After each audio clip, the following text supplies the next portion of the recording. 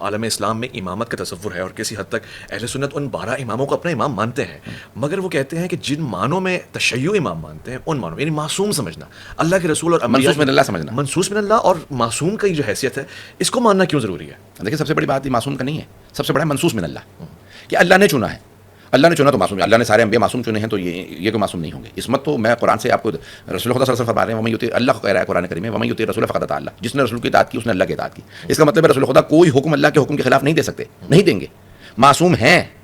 اگر معصوم نہیں ہے تو یہ آیت غلط ہے علیہ باللہ. اللہ ومن یطع الرسول فقد اطاع اللہ، جس نے رسول کی اطاعت کی اس نے اللہ کی اطاعت کی. اللہ کبھی خطا نہیں کر سکتا، غلطی نہیں کر سکتا، گناہ نہیں کر سکتا، ایسے ہی کبھی بھی رسول میرا خطا نہیں کر سکتا. تبھی تو عین اطاعت ہے رسول کی اطاعت، اللہ کی اطاعت ہے. بالکل صحیح. ٹھیک ہے، تو ہمارا یہ عقیدہ ہے کہ ان کی جگہ پہ آنے والا بھی ویسے ہی ہونا چاہیے، ورنہ ان کی جگہ پہ نہیں آ سکتا. تو عصمت تو دیکھیے بہت ان آیت تطہیر ہے، 10 آیات سے میں ثابت کروں خود. یا یہ رسول بلغ ما انزل الیک من ربک ولم تفعل فما بلغت رسالته. یہ سورہ بقرہ کی آیت نمبر 124 ہے. اللہ سبحانہ وتعالی جناب ابراہیم علیہ السلام سے فرما رہا ہے کہ انی جاعلک للناس اماما قال من ذریتی قال لا ینال عہد الظالمین. ظالمین تک پہنچ ہی نہیں سکتا اللہ کا عہدہ، یہ اللہ کا عہدہ. یہ جو ہم کہتے ہیں خلافت یا امامت، اہل سنت کہتے ہیں خلافت، ہم کہتے ہیں امامت. آیا یہ قرآنی کانسیپٹ ہے یا یہ قرآن سے باہر کا کانسیپٹ ہے؟ قرآنی کانسیپٹ. اگر قرآنی کانسیپٹ ہے تو قرآن میں تو اللہ بتا رہا ہے انی جاعلک للناس اماما، انی جاعل فی الارض خلیفہ. میں انا انزلناہ فی الارض، ہم نے قرآن نازل کیا. یہاں لگا نہیں انی، میں خلیفہ بنا رہا ہوں. تو قرآن کریم میں تو خلیفہ اللہ بنا رہا ہے، امام اللہ بنا رہا ہے. اور اس میں ثابت ہے کیوں ظالموں کو نہیں ملے گا. ظلم اللہ پہ بھی ہوتا ہے، ان الشرک لظلم عظیم.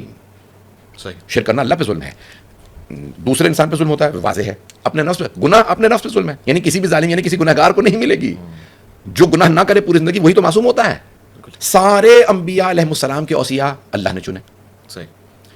حضرت آدم علیہ السلام سے کہا یہ آپ کا، حضرت موسیٰ علیہ السلام سے کہا یہ آپ کا جانشین، ابراہیم یہ آپ کا جانشین، اسماعیل یہ آپ کے جانشین، اسحاق یہ آپ کے جانشین، یعقوب یہ آپ کا جانشین. سارے انبیاء کے اللہ نے چنے. قرآن کریم کی آیت ہے وَلَن تَجِدُوا فِي سُنَّتِ اللَّهِ تَبْدِيلًا. تم اللہ کی روش میں کبھی تبدیلی نہیں پاؤ. جب اللہ کی روش میں کبھی تبدیلی نہیں آئے گی تو پھر یہاں پہ استثناء کیوں ہو گیا؟ رسول خدا کے اوصیاء اللہ نے امت پہ کی چھوڑ دیے. شیعہ عقیدہ یہ ہے کہ جب سارے انبیاء علیہ السلام کے جانشین اللہ نے چنے تو رسول خدا کے جانشین بھی اللہ چنے گا. امت کو کوئی حق نہیں ہے، اللہ نے چنے. جب سب کے 12 تھے تو رسول خدا کے بھی 12. وَبَعَثْنَا مِنْهُمْ 12 نَقِيبًا. 5واں سورہ 12ویں آیت سورہ مائدہ کے اندر آیت ہے کہ ہم نے بنی اسرائیل میں 12 نقیب بھیجے. جناب موسیٰ کے 12، حضرت عیسیٰ کے 12 حواری،